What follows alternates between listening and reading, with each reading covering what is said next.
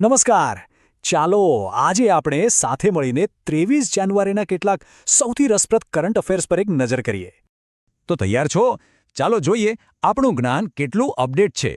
હું એક પછી એક સવાલ પૂછીશ અને પછી આપણે સાથે મળીને એના જવાબ અને એની પાછળની મજેદાર વાતો જાણીશું. તો શરૂ કરીએ. તો સૌથી પહેલા આપણે વાત કરીશું વિજ્ઞાન અને અર્થતંત્રની. આમાં બધું જ છે. હજારો વર્ષ જૂની શોધખોળથી લઈને સીધા સ્પેસ સુધીની વાતો. અને હા, અર્થતંત્રના કેટલાક મહત્વના આંકડા પણ જોઈશું. ચાલો પહેલો સવાલ ઇતિહાસના પાનામાંથી. મુના ટાપુ નામ સાંભળ્યું છે? હમણાં આ ટાપુ બહુ જ સમાચારોમાં હતો, એક ખાસ શોધના કારણે. તો વિચારો જોઈએ, આ ટાપુ કયા દેશમાં આવેલો હશે? અને સાચો જવાબ છે ઓપ્શન બી, ઇન્ડોનેશિયા. હવે આ કેમ આટલું ઇમ્પોર્ટન્ટ છે ખબર છે? કારણ કે ત્યાંની એક ગુફામાંથી દુનિયાની સૌથી જૂની રોક આર્ટ મળી છે. વિચાર કરો, એક હાથની છાપ જે લગભગ 67,800 વર્ષ જૂની છે. ખરેખર આ શોધે તો માનવ ઇતિહાસ વિશેની આપણી સમજને જ બદલી નાખી છે. ચાલો હવે ધરતી પરથી સીધા જઈએ અવકાશમાં. સવાલ એક એવા ભારતીય મૂળના અવકાશયાત્રી વિશે છે જેમણે 27 વર્ષની શાનદાર કારકિર્દી પછી નાસામાંથી નિવૃત્તિ લીધી છે. કોણ હોઈ શકે? જી હા, સાચો જવાબ છે ઓપ્શન સી, સુનીતા વિલિયમ્સ. એમની સિદ્ધિઓ તો જુઓ. ઇન્ટરનેશનલ સ્પેસ સ્ટેશનના કમાન્ડર બન્યા, નવ સ્પેસ વોક કર્યા અને આ તો સાંભળવા જેવું છે, સ્પેસમાં મેરેથોન દોડનાર પહેલા વ્યક્તિ બન્યા.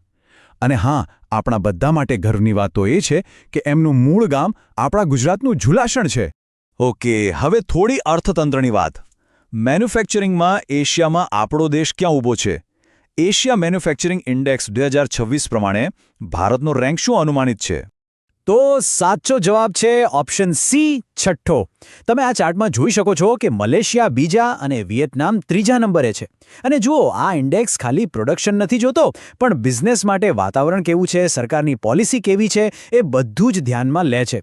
એટલે ભારતનું છઠ્ઠા સ્થાને હોવું એ બતાવે છે કે આગળ વધવાની તકો તો ઘણી છે, પણ સાથે સાથે પડકારો પણ છે. આ સેક્શનનો છેલ્લો સવાલ, અને આ ખૂબ જ મહત્વનો છે કારણ કે એ ભારતના સ્પેસ સેક્ટરના ભવિષ્ય સાથે જોડાયેલો છે. ઇનસ્પેસ નામની સંસ્થા, આખરે એનું મુખ્ય હેતુ શું છે? શા માટે બનાવવામાં આવી છે? તો સાચો જવાબ છે ઓપ્શન સી. એકદમ સાદી ભાષામાં કહીએ તો આઈએન સ્પેસ એટલે પ્રાઇવેટ કંપનીઓ માટે સ્પેસ સેક્ટરમાં એન્ટ્રી કરવાનો ગેટવે. મતલબ કે હવે પ્રાઇવેટ કંપનીઓ પણ આઈએસઆરઓની ફેસિલિટીનો ઉપયોગ કરી શકશે. આઈએન સ્પેસ એમને પ્રોત્સાહન પણ આપશે અને આખી પ્રોસેસને રેગ્યુલેટ પણ કરશે. આનાથી થશે શું? ભારતમાં સ્પેસ ટેકનોલોજીનો વિકાસ રોકેટની ગતિએ આગળ વધશે. ચાલો હવે આપણે બીજા સેક્શન તરફ જઈએ, શાસન અને સમાજ. આમાં આપણે એવી સરકારી યોજનાઓની વાત કરીશું જેની સીધી અસર સામાન્ય માણસના જીવન પર પડે છે. ઓકે, સુકન્યા સમૃદ્ધિ યોજના. નામ તો બધાએ સાંભળ્યું જ હશે. દીકરીઓના ભવિષ્ય માટેની એકદમ પોપ્યુલર સ્કીમ છે. પણ સવાલ એ છે કે આ યોજના કયા મોટા નેશનલ કેમ્પેનનો ભાગ છે? અને સાચો જવાબ છે ઓપ્શન સી, બેટી બચાઓ બેટી પઢાઓ. અને જરા આ યોજનાની સફળતાનો આંકડો તો જુઓ, 3,33,000 કરોડ રૂપિયા. 4.5 કરોડ કરતાં પણ વધારે એકાઉન્ટ્સમાં આટલી મોટી રકમ જમા થઈ છે. આ બતાવે છે કે આ યોજના કેટલી સફળ રહી છે. તો આ યોજના 22 જાન્યુઆરી 2015ના રોજ લોન્ચ થઈ હતી અને એનો હેતુ એકદમ સ્પષ્ટ છે. દીકરીઓના ભણતર અને લગ્ન જેવા મોટા ખર્ચાઓ માટે પરિવારને આર્થિક રીતે સપોર્ટ કરવો, એક ફાઇનાન્શિયલ સિક્યોરિટી આપવી. હમણાં જ આપણે બેટી બચાઓ બેટી પઢાઓની વાત કરી, તો ચાલો એના વિશે જ એક બીજો સવાલ.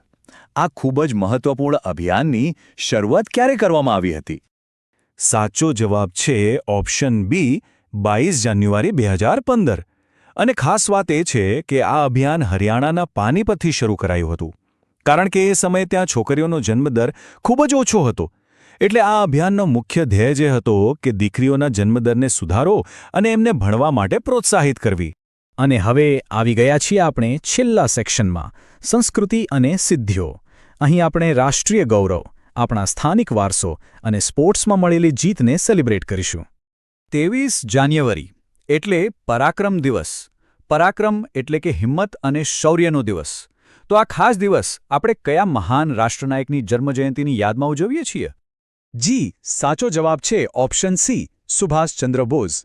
નેતાજીના સાહસ અને દેશભક્તિના આદર્શોમાંથી દેશના યુવાનો પ્રેરણા લે એ જ આ દિવસનો મુખ્ય હેતુ છે. અને તમને જણાવી દઉં કે જાન્યુઆરી 2026માં નેતાજીની 129મી જન્મજયંતિ આવશે. હવે વાત કરીએ એક એવી સ્થાનિક વસ્તુની જે હવે દેશ-વિદેશમાં નામ કમાઈ રહી છે. જમ્મુ અને કાશ્મીરનું એક ખાસ ડેરી પ્રોડક્ટ છે જેને લોકો પ્રેમથી જમ્મુનું મોઝરેલા પણ કહે છે. શું છે એનું નામ? અને એનું નામ છે ઓપ્શન એ કલ્લાડી. આ જમ્મુ કાશ્મીરના ઉધમપુર જિલ્લાનું એક ટ્રેડિશનલ ડેરી પ્રોડક્ટ છે અને હવે તો એને જીઆઈ ટેગ પણ મળી ગયો છે. જીઆઈ ટેગનો મતલબ એ છે કે એની ઓરિજિનાલિટીની ગેરંટી. આ ટેગ મળ્યા પછી એની બ્રાન્ડ વેલ્યુ વધી ગઈ છે અને હવે તો સરકાર એને એક્સપોર્ટ કરવા માટે પણ મદદ કરી રહી છે. અને હવે છેલ્લો સવાલ, સ્પોર્ટ્સની દુનિયામાંથી એક શાનદાર જીત વિશે. 7મા રોલબોલ વર્લ્ડ કપ 2025માં ભારતે ગોલ્ડ મેડલ જીત્યો. એમાં કયા ગુજરાતી ખેલાડીનો સૌથી મોટો ફાળો હતો? સાચો જવાબ છે ઓપ્શન એ યશ રાશિયાએ. સુરતના છે અને ઉંમર માત્ર 20 વર્ષ. એમણે ફાઇનલમાં કેન્યા સામે વિનિંગ ગોલ કરીને ભારતને ચેમ્પિયન બનાવ્યું. અને હા, જેમને ખબર ન હોય તો કહી દઉં કે રોલબોલ એ સ્કેટિંગ, હેન્ડબોલ અને બાસ્કેટબોલનું એકદમ ફાસ્ટ અને રોમાંચક કોમ્બિનેશન છે. તો બસ, આજે આપણે ક્યાંથી ક્યાં સુધીની સફર કરી, હજારો વર્ષ જૂની કલાકારીથી લઈને સ્પેસ મિશન સુધી અને સમાજ માટેની યોજનાઓથી લઈને સ્પોર્ટ્સના નવા ચેમ્પિયન સુધી. આ બધી વાતોમાંથી કઈ વાત એવી હતી જેણે સૌથી વધુ પ્રભાવિત કર્યા? આ સવાલ સાથે આજે અહીં વિરામ લઈએ. ફરી મળીશું.